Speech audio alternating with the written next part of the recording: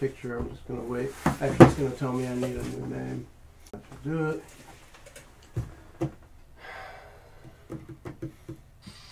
And I think we're on now, Chris. Hey, look, it says we're live. I'm going to switch this over here. I'm going to say hi and welcome to the Shed for Adventures from the Shed. Of course, you can find us online at YouTube, because that's where you are right now if you're watching. AdventuresFromTheShed.com on Facebook, iTunes. Of course, if you like us on iTunes, give us a good rating so others can find us on iTunes. We're also on Twitter, Google+, Bing, as I say, all over the place. So I'm here in the Shed today with Chris, and Chris is right over here. Welcome, YouTubers. There's a Chris right there. We're doing something very different today, so every little noise we make is probably going to get caught simply because we are using some overhead microphones and we're capturing all the audio that's in here. This is going straight onto the YouTubes, so hopefully it all works out good. And we'll check it out, and we'll find out if so. Our Halloween episode later is actually going to have us in it, and videos, and we'll get to see. Unfortunately, Chris had mentioned that his Boba Fett underoos don't fit anymore. Yeah, I was kind of bummed, because if I could find adult size, I would have worn them. Yeah? You know? Yeah, well, you gotta look, man. I didn't have time. I totally forgot about a Halloween episode, and then, hey, costumes. Oh, it's like 12 hours before I need to be there. Yeah. That's yeah, not I know. work. I sent it out a little bit late yesterday, but here we are. With that, we don't really have anything specific we're going to talk about today. This was mainly checking out They could just watch me eat tech my stuff. Bojangles. Yeah. And yeah, we could watch Chris eat some breakfast sandwich from Bojangles. Shout out to sausage biscuits everywhere in the world. We'll see how this goes, though. If it goes well, then we're going to have fun with this probably more than once, because this is kind of easy to set up. Oh, there's a ding. Joe's lying. It's not that easy to set up. Well, the end result was easy. For those who have tried to do multi-camera podcast work on a zero budget for software, understand what I'm talking about. If you have spent the money to do it right, I'm probably going to join you soon. We'll see how that goes. In the meantime, one of the things I wanted to mention today was something, Chris, I don't think you were here for our last Star Wars one. Negative. Yeah, it was before I was part of the group. So we're actually going to be playing the Star Wars Edge of the Empire beginner game. I think the big stink was grenades or something. Well, yeah, there was a couple of big stinks. I think we kind of liked the way the game played out. We didn't like the way the adventure was written. And today it's going to be a little different in that I'll be taking the adventure that is included, and I'll tell everyone else when they arrive too, but I'm going to railroad you guys straight through that adventure. And at the end of that adventure, I'm going to turn it into a Halloween episode. Gotcha. So we are going to play through the actual beginner game, but knowing each step of the way, I'll be pushing you guys through so we can move through that. My guess is I'd like to move through that in about an hour and a half to 2 hours, whereas it probably would take 3 or 4. Right. I want to move through that quickly and then jump into a spot where it should turn into a Halloween episode. Gotcha. Which could be fun. As long as it's not Star Wars Christmas, then we'll be good. Well, if we can get Kurt to sing it again, that would rock. But yeah, I don't think I want to do Star Wars Christmas. I'm also going to say, chances are nobody's going to join us on here, but I'm going to keep looking off to the side because there is a live chat thing here on the YouTube's thingy with the stuff, and I will keep an eye on that in case anyone actually sees us. All right. So what do you, you listened to the Star Wars one, probably, like 2 years ago when we did it. Yeah, I don't recall if I did or not, though. Yeah, probably not. Although I have played another gaming group I was with, we did play some version with the weird dice, you know. And we played weird dice. I can't remember what adventure it was, but, yeah, it was kind of, it's like you said, everything's kind of odd with how they have it set up. And we have, the Edge of the Empires, which is essentially forceless. Okay. But as a little bit of a spoiler, that's what I'm using to make the Halloween part. Stuff that the characters aren't familiar with. Force stuff. Okay. I figure it's just as good as Ghost if you don't know what it is, right? Yeah. Or you know what it is, but you don't know how to use it, kind of thing. Yeah. But what that means is there are bounty hunters, smugglers, scoundrels, what have you. Right up my alley. Yeah, and I think that's right up the alley of everyone who's going to be here. We also have, I believe, Red Shirt Kevin's going to be joining us later as well. Okay. So we should have a full house as we get that one going. We have also the the beginner game comes with 4 characters. So what I'm actually doing is taking out the characters from the Age of Rebellion that we played. So we're actually going to have 8 characters to choose from. Okay. I think it would be a good idea to take the 4 that are included in Age of Empire and then go on to pick one from the other. Right. We'll see what people want to play, though, because it could be neat enough that we play any of the 8. We'll see how that works when we get there. You know what's really going to be confusing to me is how long it's been going on. I suppose I could have looked at the clock, but we're about a quarter after maybe when we started. Yeah, sounds about right. So we'll shoot for about an hour. The dice. So we have a couple sets of dice. Hopefully people remember to bring theirs because some bought them for the game. If not, there's a set with the new starter set. I have a set, and actually I think mine are probably on the table over there in the Imperial dice bag. I bought the Imperial one. Good. Because, well, yeah, they're the cool I'm the bad guy. They're the cool guys. Come on. Everyone else got the Rebellion. Losers. But, actually, technically they're winners, but that's not the point. They're losers for winning. When was the last time we played? We played... Seems like forever ago. I'm sure it was Doesn't it feel like it? Yeah. And we did more Dresden Files at the time. Yeah, I'm trying to remember. 3 weeks, maybe? Yeah, and it was Dresden. How are you coming along with finishing up your game? I could definitely... I have more ideas for what I want to do, but then it's kind of like because I don't know what the characters really want to do because they're based off starter set characters. They don't really barely have backgrounds. What do people want to do with those characters? They want to kill things. Yeah. Well, I could keep that simple. And be clever. So I definitely have a lot of ideas, you know. And then also there's a thing where I think it takes place in... Man, what's the name of the world? I keep forgetting. Last time I had to ask JJ, and I can't remember. Which world? The world D&D world. Yeah, it starts. That's different. Yeah, it's it takes place in Neverwinter, but the Forgotten Realms. Forgotten Realms, yes. Right? Which I'm more of a Greyhawk guy because I have all that information in my head. There's a lot of unmarked spaces in Forgotten Realms. So it's, to me, you know, I like to merge worlds and factions and things like that. So we definitely do a crossover, I'm sure. Yeah. So what else are we gonna do? I'll just rope everything in, and people just have to be like, "But wait a minute, that's in Greyhawk." Doesn't matter. Forget it. I wonder if anyone would even notice. Yeah, that's true. JJ might. I've got like a 1 in 100 chance of noticing something. There'll be that one guy in there. Hey, man, like, look, I know. That'll be the internets. Yeah. I just need a pile of stats and some information easily accessible, so I'm just going to pull forever I want to. You know. Well, that makes sense. Yeah. What? Spoilers are not up to you. What do you plan on happening next? I'm trying to remember where we left off. We left off. We met the spider head people. Yeah. Then we traveled. You tracked down to this cave. Yep. And there was a couple, a wolf, and then it turned in they're werewolves guarding the entrance. And Bryn, is that the name? Mickey's character. Yes. Bree. Yeah. Yes. I couldn't remember. Just remember cheese. That'll be good. Yeah. I couldn't remember Bree without remembering it's Mickey's character. I'm not sure why. She was going to sneak in and do a reconnaissance thing, and another wolf showed up, and then looked like it was going to go bad for her, and then the spiders are hanging on the wall like, "Hey, what's up?" And then it was cut from there, so you know what's going to happen. So eventually, you guys will make it into the cave and see the weirdness that ensues. Cool. But I can't give away too much at the end for that. And that's okay. Yeah.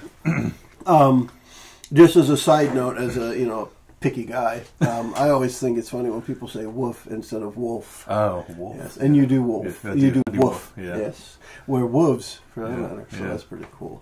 I think it's fun, and it makes me smile a lot, which is bad because then making fun of. Now I'm going to be conscious of it next you time. Should be. Like, you should be. Gotta watch out for the wolf. you can really woof some food down, though. That's for sure. Definitely. I even left stuff on the table. My duster and my dustbuster. How was that for a combination? And for anyone interested in seeing some of the behind-the-scenes stuff, I guess you can see a little bit in front of Chris there. He's got the dustbuster and one of the microphone packs. These are the microphones that we use here at Adventures from the Shed.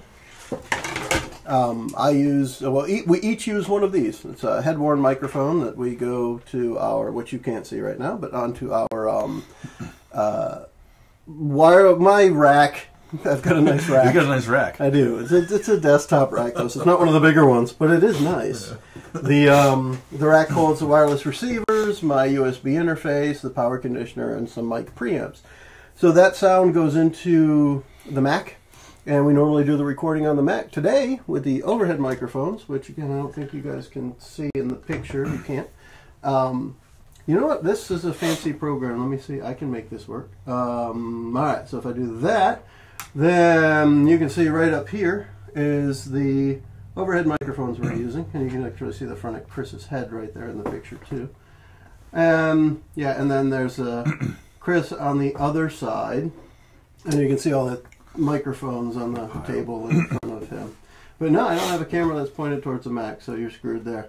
However, it's a Mac. The Mac's not recording anything right now, so big deal, right? And then if I do that and press that button, look at this. It's like live production. Yeah, it's crazy. I'm freaking. That's why I like this program. So thank you for to Switcher for Switcher Studio. I kind of wish it wasn't $300 a freaking year for it, because I do we do videos here 2 or 3 times a year, maybe.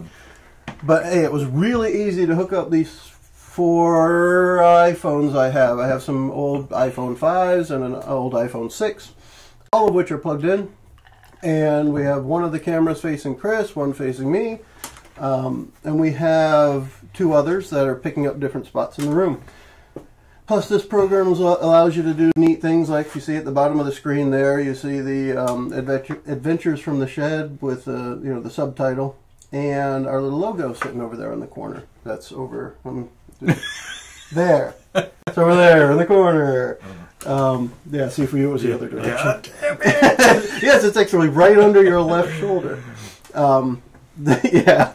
I'm a big fan of technology. Both Chris and I work in IT. I do hate fighting. We've said too much now. Yeah. I do hate fighting with technology, but gosh, do I love using it. And to what Chris mentioned earlier, that it isn't all easy. It wasn't so easy. Well, I spent probably about 6 hours getting to the point where I only needed 10 minutes to set up. So, even closing the program and not saving any of the settings and opening it back up, it took me less than 5 minutes to get it back to the way I want. That's actually pretty good, yeah. So, it was nice. With any luck, it sticks. We'll be using this for our Extra Life Game Day event, where I'm going to try and stream and do some sort of gaming or talking about gaming for 24 hours. I think Chris is going to try and join me for much of it. Yeah. Most of it. See how much he can handle. I do have a martial arts test the next day. It's not till 1 p.m., so all right. I probably won't stay till midnight that night. Okay. We'll see, but I'll do most of the day. Because we have our, and I have to look to see, we have our Adventures from the Shed crew here. Yeah, I was going to wonder, do we have a loose agenda of what's planned? That, I kind of do. People are interested to see, maybe they'll tune in at certain times. Yep, and I kind of do for that. So I have, first, our Adventures from the Shed crew is actually here from 4 to 10 p.m. that day. I have several from Mike Robertson's Dungeoneers crew going to be here. I want to say I scheduled that from 9 a.m. to 3 p.m. Yep. So we'll have them here. And really where I'm trying to fill in some of the time is the midnight to 9 a.m. Yeah, it might just be me and you. Yeah, Chris and I can do this. Another thing that'll be neat with this setup is we could actually set a camera right down on the table, or facing down at the table, and we could play a board game or dice game or something like that, and try and capture it all. It'd be pretty cool. But we'll have a full day of activity. What I'm trying to do is create scenarios that fit the event. So the event is Extra Life, which is Children's Miracle Network Hospitals, and the day is to get donations to benefit Children's Miracle Network Hospitals, which is a lot to say, by the way. But my idea is the 2 groups I have here for an actual day of adventuring. There will be some adventure where you're helping kids, because it just makes sense. Right. You save the kids. And I think it'll be a little different. I've had a couple of those in the last couple of campaigns I've been running, actually. So with Mike's group, it'll be a Dungeon World game. And more my style of Dungeon World. For those who haven't checked out the Dungeoneers, definitely check them out. They have their podcast. And Mike was one of the original members of Adventures from the Shed. And they have modified Dungeon World to suit the way they play, which is fun. I stick to more rules as written simply because they're written the way I like the rules. Only for that reason. If they weren't written that way, of course, I'd change. But we do that. we'll be doing that, so Dungeon World for that, but most likely Dresden Files for our group, Adventures from the Shed, when we get that cast together. And in between, it's really just going to be, what can we play? I do have, and I don't think it's, no, it won't show on the camera, but right here to my side, I've got some of the Dungeons & Dragons board games. I have Munchkin up there. I actually cleaned up a little. I don't know if you noticed. And I did notice, yeah. I switched the drum set. Yeah, I heard it, the smaller drum sets. So. Yeah, so the other one's actually in the house, and this is the entire thing right here. It's just folded back a little. And, yeah, it's something.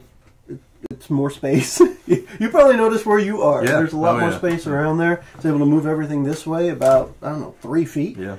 And in a 12 by 18 building, moving 3 feet is substantial. What else? Yeah, we could have quite a bit of people in here at one time that Saturday. I'm expecting 6 to 8 people at its busiest. Because if Mike brings, I want to say he's bringing 3 or 4, and you're here, then we've got that 6 there, up to 6. When our crew gets here, I don't know who might want to hang out after the Dungeoneers are done. Excuse me. Whoever wants to hang out can stay later. I mean, I don't mind anyone staying. Now, I'll tell you, the one thing I was concerned about with all this was the sound. One of the things I fought with the most, Chris, was the air conditioner. Oh, yeah. With these open-air mics, the air conditioner sounds like a friggin' dinosaur in the room. Yeah. It's different on the headboards because it's just white noise in the background. Yeah. But I have said that audio panel I hung up there, and there's one behind your head over there. I put 2 audio panels and one of the microphone voice shield things all in front of the air conditioner. It didn't lower it enough to make a difference. Oh, wow. So I fought with that and said, screw it. And then I realized something. Like today, and I'm sure on November 4th, next week, it's going to be cold out. Yeah. So if it gets warm in here, not only do I have a door... But there's also a window over here opposite of the air conditioner that opens. So I think we can probably regulate temperature without having the air conditioner turned on. It occurred to me because I was fighting myself thinking, am I going to record in the shed where I have all the electronics ready to go, or am I going to relocate to the garage so I can do some temperature control? Oh, right. And it turns out that I'm just going to stay where all the stuff is. One thing I do think I'm going to do, though, is I'm going to hang up cloths, almost like I did my green screen cloth here, which, again, people can't see, but it's there, so trust me. I'll hang up, and I have that black backdrop that we use to take a picture. So I think those, I'm going to try and hang around some of the edges to block off space, just to make it so the video is cleaner. So I think the less stuff that's in the video, the happier the internet is. Yeah. I know the more motion is bad, but I think stuff in general isn't great. Let's see. I was going to say any chat questions? Probably not. No, nobody's there yet. I mean, people would have to be not only awake, but also in our time zone / not in church / care. Right. Probably the third one's the main one. Yeah. We do have, though... it's up there, and it's going. And you know what I say extra special is, because I don't have any gel in my hair right now, the white spot I have, it looks like it really shows up well on the video. Thank you, Internet. That'll be different later. Spoiler, it won't be a white spot in my hair later. Yeah. I didn't shave my head, so it should be less shiny. Oh, okay. It's all scruffy looking right now. Oh, you still got a nice white dot on the top of your head, though. It's hard to get rid of. I have, like, my forehead here. So what else? Let's find something gaming to talk about. What do you want? Like, Dresden Files Accelerated. How do you feel that game's been going? I like it. I guess for my character, though, because I'm kind of doing this half and half kind of guy. Like, do I want it to end up one way where he's just one or the other? Or is it too like a White Court Virgin could be very dangerous to go that way. Yeah. I don't necessarily have to be evil, though. No, but it's hard to be good. Yes. Yeah. Now, obviously, if I get a Knight of the Cross full blast, then that makes more sense. Or do I keep walking that line to keep it interesting and complicated for what the guy has to do? But other than that, I think the game's going, it's interesting, and I dig that we're using real-world areas. Yeah. Even though I might not know them all, because I'm not from down here, but I know some of them, Right, but if you're interested, you can actually find them. Right, yeah. Really, I think that's kind of neat. That's cool. And I've always liked the whole urban fantasy piece where, it's modern times, but all that stuff's real, man. Yeah. And that's cool.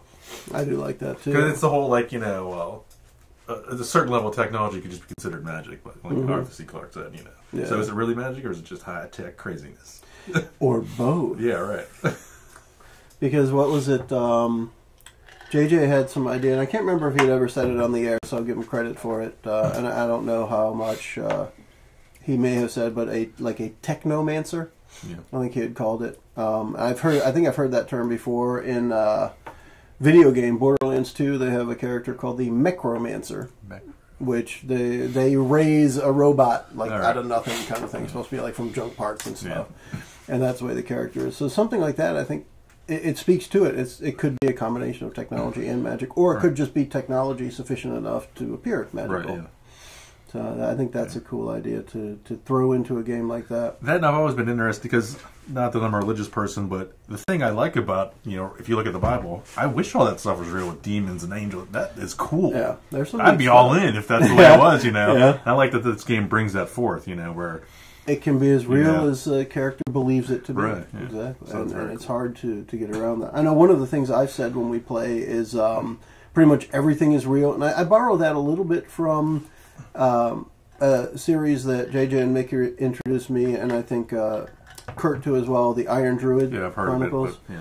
That one is more mythology than religion, although religion's still there. It seems more mythology based. Like at one point, a bunch of the characters, the non-protagonist, everyone else seems to want the protagonist to go kill Thor because he's a big dick, right? It's like he's a real jerk, and it's not the Marvel Thor, it's Thor, and he's a real jerk, and everyone wants this druid to go kill him. And I thought that was interesting. But in that one, it really is. The deity is as strong as the amount of belief they have at any given time. Yeah. So at one point, real Thor got all pissed off because Marvel Thor ended up being more powerful. Yeah. Because there were more people that believed in Marvel Thor. Yeah. And I thought, that's neat. So I borrowed that a little. It's not that it's untrue in the Dresden world, it's just it's nowhere near as explored. Right. In the Dresden verse, they mainly talk about the deities that he has contact with, so old Celtic style deities, and they do mention with the Knights of the Cross. They mention God, Jesus, holy knights, what have you, but they don't really get into much other things. Like they don't talk about when they're with the vampires in the Mayan ruins. I think it's Mayan. I don't think it was Aztec, whatever. They don't even talk about Mayan gods or anything. It's just, that's a place of power. Right. So they don't explore a lot of the others. I like the idea of it, though. Yeah. So just saying anything can... You believe enough in the Easter Bunny, and he might jump out from behind the bush and probably bite your head off like in Monty Python. But it would be cool. So I like that part. Look at the bones! What is going on in the Dresden Files game that you would like to have changed or do something different? If anything, I mean, I know I run flawless campaigns and games, but for me, I guess it still comes back to my character. I don't know because I've been very low on trying to use any powers yet because they haven't made sense yet for the character at the time. And certain ones have requirements, like especially the Knight of the Cross. I can't just pull out the sword and start like, oh, I'm going to go to town and use my sword. No, it has a specific purpose, specific time and place for that. If I use it that doesn't follow those requirements, that gets taken away from me. So the guy has to be careful about it. Now, obviously, the vampire stuff, I could use, if I get damaged, I could heal myself, things like that, or I could suck some energy from somebody to replace that lost power. They definitely suck, Yeah, right. So for that, it's hard to figure out where can I use some of these skills or powers, right now. And it's mostly right now. I think we're still very much in the investigative phase of what's going on, and less of the action to do things. I think we are to that point, yes. And I also think it's almost time for characters to start taking what I would call bigger actions. Yeah. So I think it's almost time for the characters to be doing things that affect the world. Yeah. And not just their one little spot of the story. And by world, I mean the upstate of South Carolina, not Earth. Because I don't expect the characters to affect like Earth's orbit or anything yet. Yeah. I know given the opportunity. But I think one thing that I'd like to see more of is moving from scene to scene.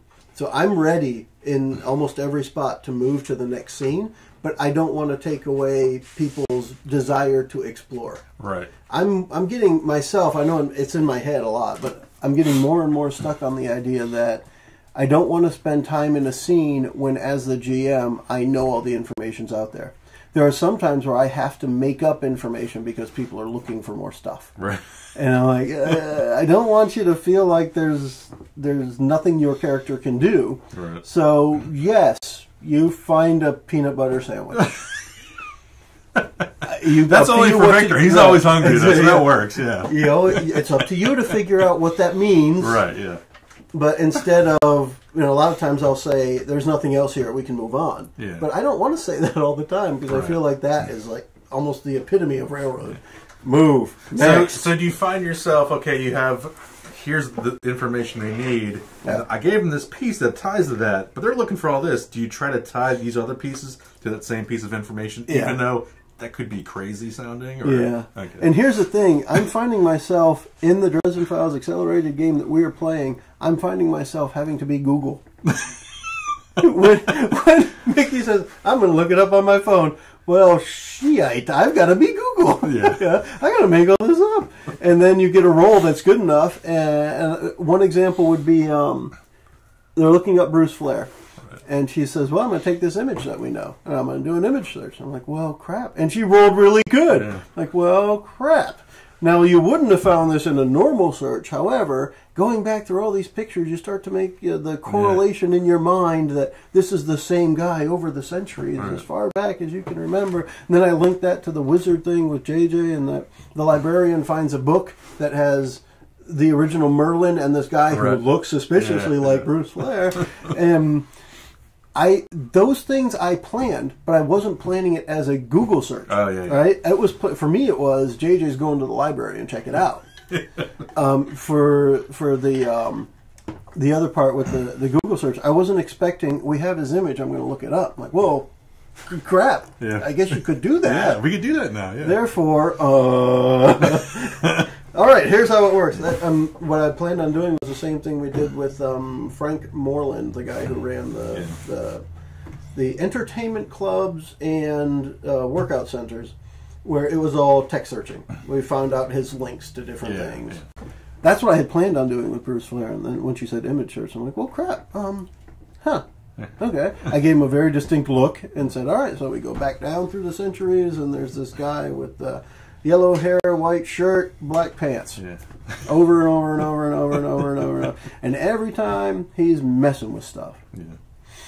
So that is one thing where I'm ready to give that information out, but then I can't remember exactly, but then at that scene, say we're still in that scene there, and somebody says, well, I'm also going to search for what size shoes he wears. I'm like, oh, I don't know. Yeah, right. 12.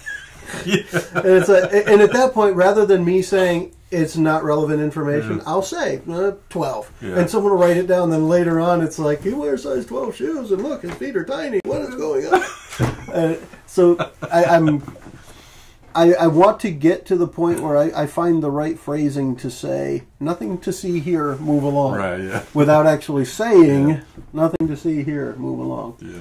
Because I don't like that idea. I don't like the idea of just cutting it short, as it were. I'd rather people explore until I start to see the looks on the faces of, I don't know what to do next. Right. For me, that is, okay, cool, so let's move on to... Yeah. But I don't know that, well, I guess for me, to what I was saying originally, that's not part of the Dresden Files Accelerated rule set. So that it's not a game thing that's messing with me. However, there are a couple of game things that have gotten me. There are things that are out of the ordinary for us. I say out of the ordinary as in D&D, when you go to attack, you know what your attack's going to be. It's a plain attack, or you're going to use whatever, cleave or whatever thing. We haven't gotten into that groove yet with Dresden Files Accelerated, because you don't do anything without deciding your approach first. Mm-hmm.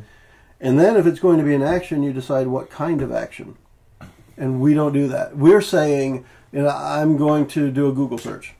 Okay, what approach are you using? Right, yeah. And then the attack thing where you're trying to do damage or overcome or can't remember what the other one is, I but think. there are three things, yeah. And so there are three things there, and you're supposed to say which one you're doing before you start. And we're always thinking, I'm going to shoot them, which means I'm going to do damage. Right. But really, you're probably just looking to overcome or to create an advantage for someone else. Yeah. In a story-based game, the damage is hugely less important. Yeah, right. Which I don't think that's good Englishing. Hugely less important. Well, the guy in Sweden won't care. He might. Andrew's like, man. Anders, yeah. He's got his red pen out. He does. He's marking it up. He's going to do the Google transcription from YouTube just so he can correct stuff and submit it back. Actually, it would be neat to see one of our episodes translated into another language. That would be cool. And actually, I don't know if that'd be neat or scary. Either way. So I think that's one mechanic that I think the game does okay, but we're not doing well. I want to figure out how we can get that done better. How do we remember that before I do something, I have rules to fit what I'm doing? Yeah. It might be just like we're used to those other game styles that were, it's hard for us to translate over right now. Because we don't play it enough yet. It is I was going to say it's the only thing we played. It isn't. We've played two other things since we started that.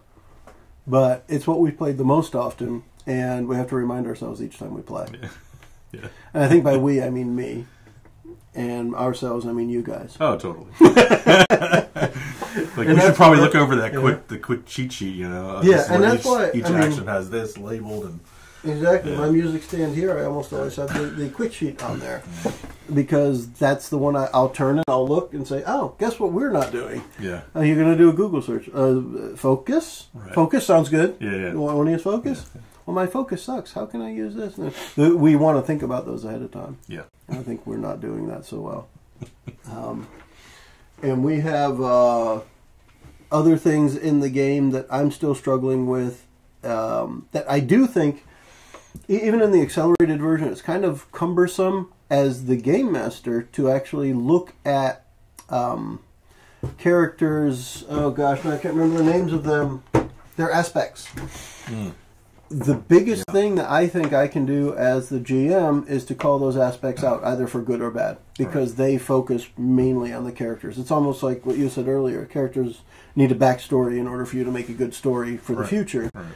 I need to know what the what all of those aspects are in order to pull characters into the action. Right, it's the whole motivation why the character does what he does. Exactly. And for me, at least, when you look at the rules and you first make your character and it says you want 3 or more, and then later, I think in the same paragraph or right after, it says up to 7 at any given time. Now, say you've got 4 people at the table, that's 28 things for the GM to either remember or to refer to at any given time to try and pull something out of his booty. Yeah. And for me, that's what it is. I'm looking for a reason to say, you chopped off her hand, but if you go any further, something bad's going to happen because blank, because aspect, insert aspect here. Right, yeah.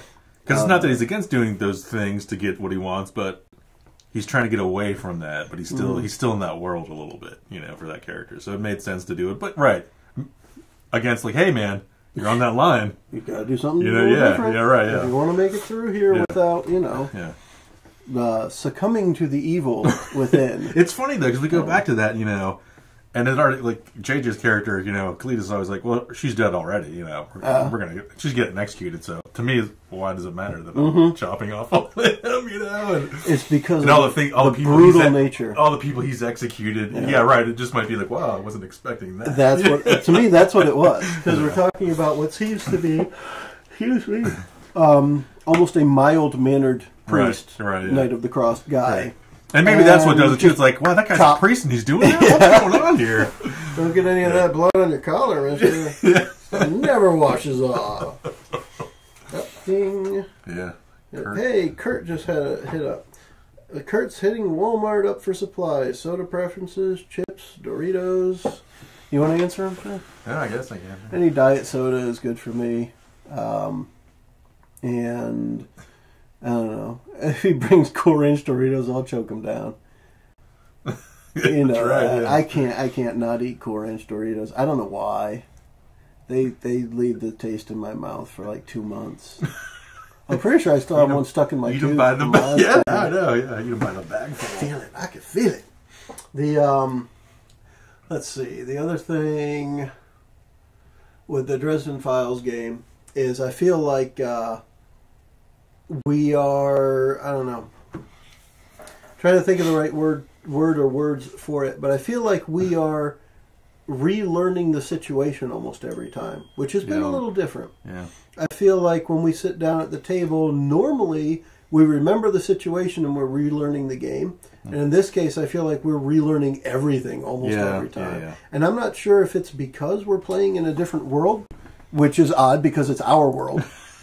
But I'm not sure what that is. And I don't know if it has anything to do with the game or if it's just us being lazy players. I think it's lazy. I mean, for me it is because I've been so busy with a lot of other things going on. Yeah. I don't have a chance to go back and listen to that episode prior like I used to do. Yeah. I would always have, all right, I listened to it, I know what's going on.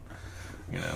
And I mean, I have an advantage because I have to listen to all of them, at least in parts, so I can do the post-production stuff. So I have an advantage there. It also helps if I'm the GM because I know what's supposed to be going on. Right.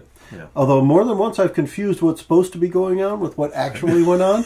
I tell you, there's been at least a couple of the what do you call it? The voiceover intros that I do. And a couple of years ago, I think I switched to just intros, no more exit. But I have actually started to write an intro. And the way it normally works is I'm writing the intro to take a little bit of something from the last episode and say what might happen in this episode. Yeah. Now, I'm doing this in 15 seconds, so it's not a whole lot. Yeah. But I have actually started writing an intro for something that didn't happen in the last episode. It was something I wanted to happen, but it didn't. So I write something like, what was her name? Champagne Horace escaped in the last...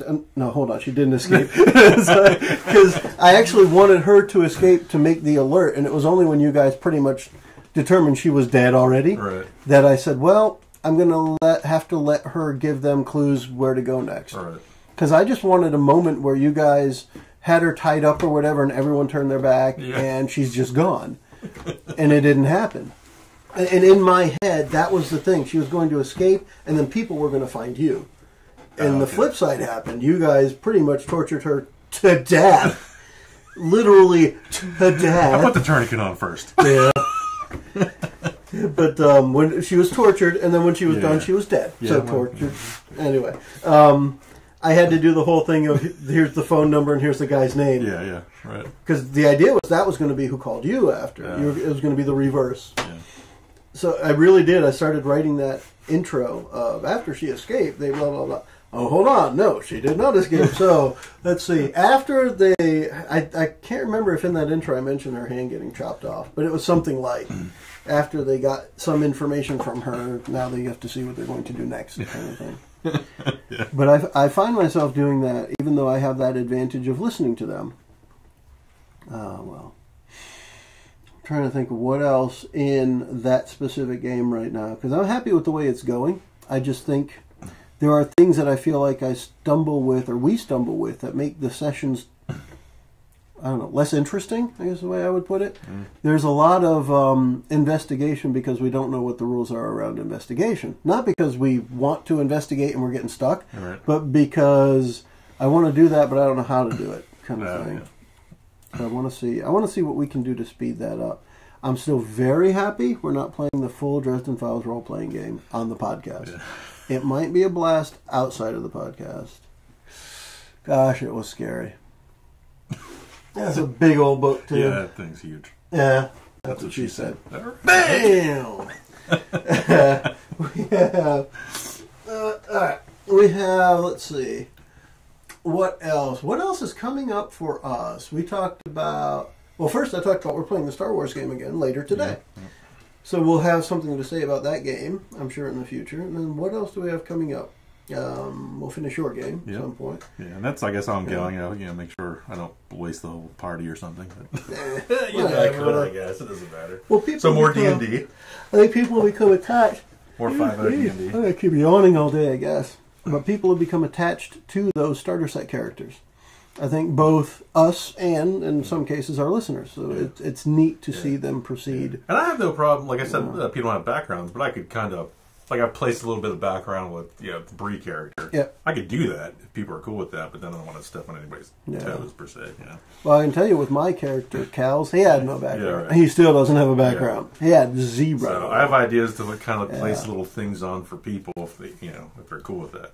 You can definitely do that with my character. Yeah, okay. Because unless there's a reason to, I won't be making up a backstory for him. Right. He's just... No, for me it would be like one line. He's an accessory. This guy did this, or, one or two lines and you're done, and I could make that huge, And I think, well, actually, when I think about it, maybe one thing that would work well would be an odd situation that got him involved with the party.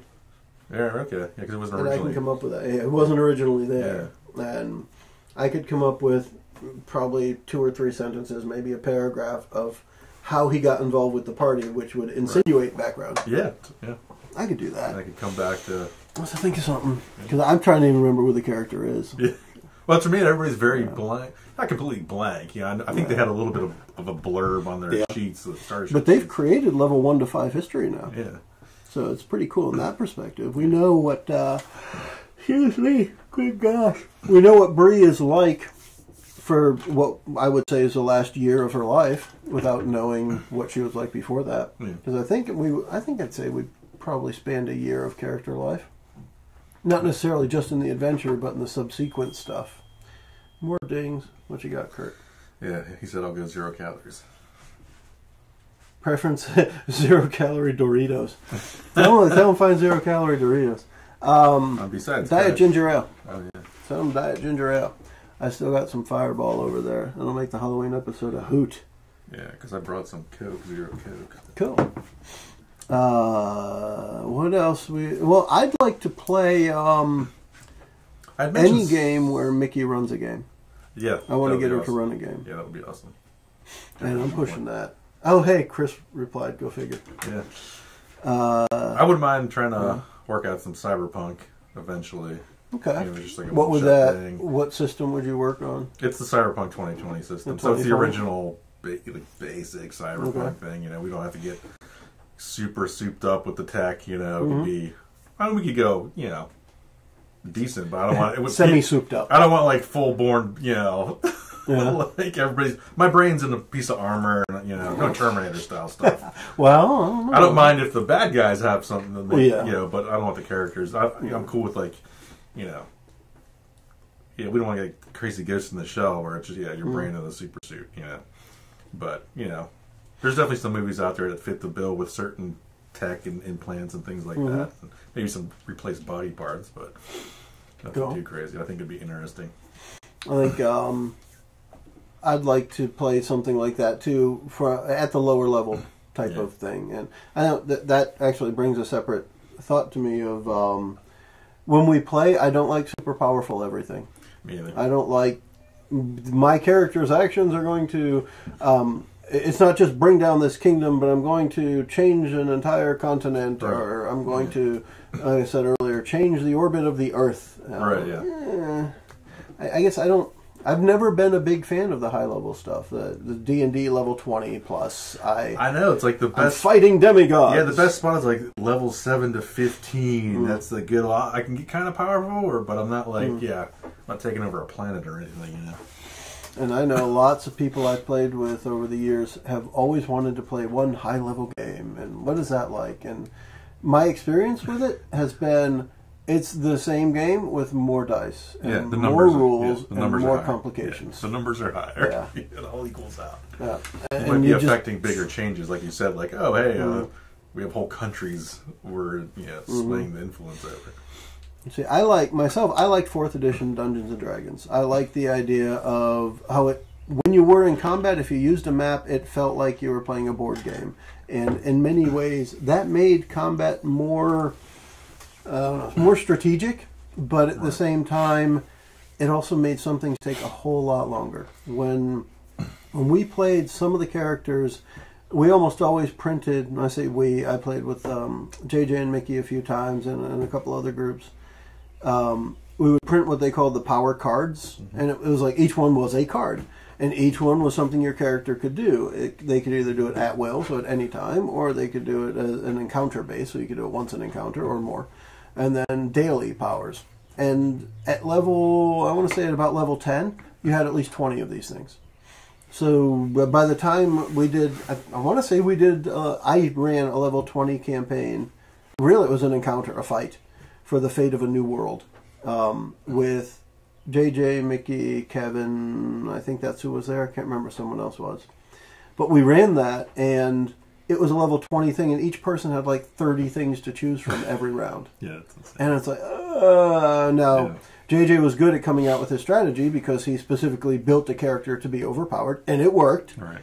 Pretty much, I'm trying to remember the exact numbers, but he had built a character that made it so you could not damage anyone else in the party without doing at least 50 points of damage first. Something like that. So you had to do at least 51 points to do 1 point. Okay, yeah. And monsters at that time are rolling like 10d10, which means you've only got half a chance of even damaging something. Yeah. And it was tricky to try and make it work. And that's because of how complicated it gets at a later level. Mm-hmm. I myself, one of the reasons I like the Dungeon World system is because it doesn't get much more complicated. You get stronger, more impressive characters without a lot more complication. Yep. I love the fighting. The mechanics of that make way more sense to me in Dungeon World than how it is in D&D or any other games. Yeah, and I think the big thing for me there is, I agree, and the reason is because most other games, you switch your mode of interaction in order to enter combat. Yep. Rather than just doing the same thing you would in every situation, but now you're doing it with a sword. Yep. And I think that, it just fits organically for me. Yep. It's like a natural progression. It's, way more natural. It's not... You can go from talking to fighting, and that's it. You don't change anything. You're rolling the same dice. You don't have to worry about an initiative. You chose to act, so you go and act. Yeah, and this whole thing about, high level, I got 6 attacks, and it doesn't work out how it would work naturally, though. Like, it's not like 6 times you hit and he's hitting now. Although everything's in between, right? Yeah. Everybody's moving and hitting at the same time. I like the times that I've played where, and it's only been when I played, by the way. I've never run a game like this, but where somebody would actually have an initiative for each attack. Right. We've done that before, but gosh, is it a pain in the butt? Yeah, but that's how it would be. Right. Exactly. So you may get your first attack right up here in the initiative and your last attack down here, and not 1, 2, 3, 4, 5, 6. And then it would make sense. Maybe I don't get those last 3 attacks because I got knocked out. Yeah, you know? It would. So. That's crazy. That's crazy talk right there. Yeah. We have, let's see. Well, I'm trying to think of any other games that we were talking about getting into. We had talked about to Dresden, which we're playing. We had talked about. I think we talked about Pathfinder again. I'm not sure if we were going to try that. Yeah, I wasn't sure either. Somebody shooting. That's definitely going to show up. Oh, yeah. Yeah, I can hear that. Someone's taking target practice a few houses over. Let's see. JJ sent a message. Yeah, he said anything but ginger ale. That's JJ. Maybe was the Star Trek thing back on the list, or you know what? I think I'd like to try it again because they actually have. The company is Modifius, I think. I can't remember. But they sent out not too long ago, now that the rules are for reals and you can buy them, they actually have a downloadable starter set of rules. So you can get a PDF on starting the game, which might be worthwhile trying. I like some of the mechanics there, and I don't know if that changed as they went live. But that one was the reverse rolling. It was still D20s, but you had to roll as low as you could, I think it was. Gosh. There's also a game that it's coming out soon. It's based on The Thing movie. Based on The Thing. The Kurt Russell thing, 1981. It was based off a movie from the 50s called Thing from Another World. Which, if any of the sci-fi fans are into that, there's the board game coming out soon, which I wouldn't mind buying and running that or something to see how that goes. Because I think it's it's a horror-based thing. It could be interesting. Which makes me think we may try Call of Cthulhu, because we had a mention of that on the Facebooks. Yeah, I love Call of Cthulhu. Yeah. And I definitely would be willing to try it, provided we can fit it into a podcast format. Right. Because I know that game is more rules heavy than Trail of Cthulhu, which we have played and does work in podcast format. But I would definitely want to check it out. And I think the last time I looked, it was still like $60 or $70 for the book on Amazon. And I don't like to pay more than $40 for a book. I do like to have the book, but that was a lot of money to look at. But that's one we might try. I wouldn't mind actually trying a horror game. Yeah. And thinking of horror, on our Extra Life Game Day event next week, I'm asking everybody to try and keep clean language. Talk about horror. That's scary to a lot of people. Yeah. We're going to try not swearing for a whole day, which to me is easy if no one else is swearing. Right. I don't swear a whole lot, but as soon as other people start swearing, I'll jump in. Floodgates are open. No problem. But that in itself could be scary. The vulgarity and the innuendo, I guess, would be hard. That's the other one. We're trying to keep it clean. One of the things that I had mentioned when I sent out emails to people to join us was I may put a swear jar on the table and just donate. And use everything that people say ends up as donations to Extra Life. And I'll say to anyone who is listening, definitely check out our Facebook page. You can find links to the Extra Life, our team, Adventures from the Shed. Go find us there and donate anything you want. They'll take any donations. I use credit card, but I think you can use PayPal, other forms of payment. And you can donate from $1 up to, I don't know, your house. Whatever. Probably. We're shooting for another $200 at this time. So we're shooting for $750. We're at $550, I believe. And we want to hit that and any more that we can raise. And we'll be doing that event next Saturday. But donations are open anytime. You don't have to wait for the event to donate. Right. And that includes everyone in Adventures from the Shed. Everyone is also welcome to donate. And when you look at the team, you can see the different members of our cast, and you can donate directly to them. It still goes to the team, but it's just a neat thing. You can pick somebody. We could make a competition out of it if we thought that enough people would actually donate, but we'll do what we can. I'm actually going to spread some of the word this week at work to different people. I normally don't talk about what I do outside of work at work, just like I normally don't talk about what I do at work outside of work. But I'll be mentioning it to people. I actually did get with the owner of the company I work for, and they did make a donation, which is very nice. That's cool. So we're up there. What else we got? Let's see. General RPG stuff. Chris, what dice do you like to roll the most? I don't think I've ever asked anyone this question. That's a weird question, actually. Isn't it? Oh, man. Do you go back to the classic six-sided because that's what you're used to on so many other games? Do you? Yeah, I like six-sided. Now, out of the different materials of dice you've used, plastic, like if you've ever used bone, I've used bone dice, metal, whatever. I like the plastic, I don't get too fancy on the dice. No fanciness? Yeah. You're crazy, man. Yeah. What about, like, shiny plastic, like these? No. Yeah, I like to be able to read everything. Why is that important? I wish I could bring. My older brother he still has the original 20-sided from the original box set for D&D, and it's basically just a rounded sphere. There's no hard edges on it anymore. It'll just keep rolling. You can barely read the numbers on it. That's funny. But he still has it. He brings it out every time we game. He has to let it get one rolling. I have. I've got to find them now, but I have probably not the original dice I had. But I do have one of the original sets I had, the ones that the box came with a crayon in it, so you could color it.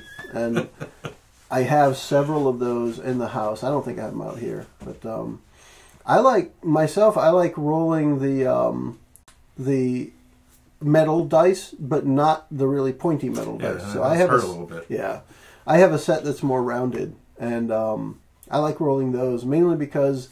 There's that thing, it feels like it has more, literally has more impact. It feels in my head also, and in my soul, that it has more impact when that 1 shows up, or the 20 shows up, or whatever, because it was a boom, boom, boom. Yeah. Fumble. Yeah. Instead of like, clack, clack, clack, fumble. Yeah. There's something else there. So I get a kick out of that. I also like the whole dice tower thing, but as an audio podcast, those things make so much noise. Yeah. So we haven't done much with that. I remember it was a big deal when I got a 30-sided die way back in the day because, a 30-sided die. But then we're like, what are we going to do with this? So my brother basically came up with like a critical hit chart for we'll use it for that. What body part do you hit? And then depending on that, what happens, there's percentages of losing a limb or getting it smashed, or you'd get disabled by -2, to hit or whatever. That's kind of so. Cool. It's pretty fun. It made things dangerous, I would say. Yeah, but more realistic. Hey, you just got a 20 to your neck. 20 to your neck. Yeah, you get it chopped off. What's going on there? I actually have, right up on that shelf, there are some 30-sided dice, but I bought those because they are letter dice. Yeah. You can use those to generate words or names or something. Okay. So 26 of the 30 sides are A through Z, or Z, depending on where you're from. And then others are, I don't know, I want to say there's like a wild or a something else, and maybe a couple extra characters on there. Yeah.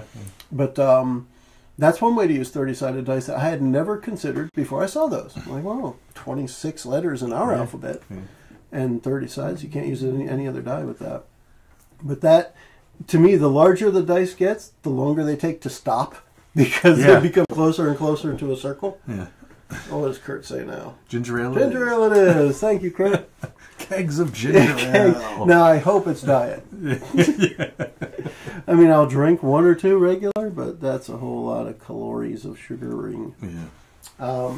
So I think we're pretty close to an hour. I'm going to say we are. Yeah. Hold on. It says our elapsed time is actually 56 minutes and 44 seconds. So we're pretty close. As usual, I'd always like to hear from people that listen to us. Yeah, me too. Any ideas for anything? I don't care if you want. I got an idea for this character. We'll put it in. Yeah, I'll put it as an NPC, or we'll do something. I think that's a big part. I'd love to hear ideas for characters because we get the different suggestions for game systems. Yeah, but it takes us months to change into a game system. But we could introduce a character almost any time. Yeah.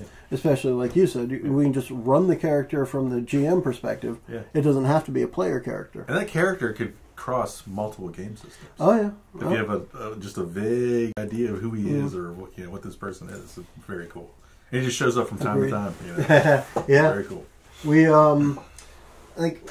I know I've done that in the past, and I would say that would be a very enjoyable thing in the podcast to be able to get a character that resurfaces from game to game, from year to year. Yeah. And we have been on 3 years. We've been around for a little while. I'm impressed myself with that. We're not that guy with 35 years of the same campaign or anything. Oh yeah, just recently it's been going around in the D&D groups and what have you of the guy who's been running a campaign for 35 years. That's a long time.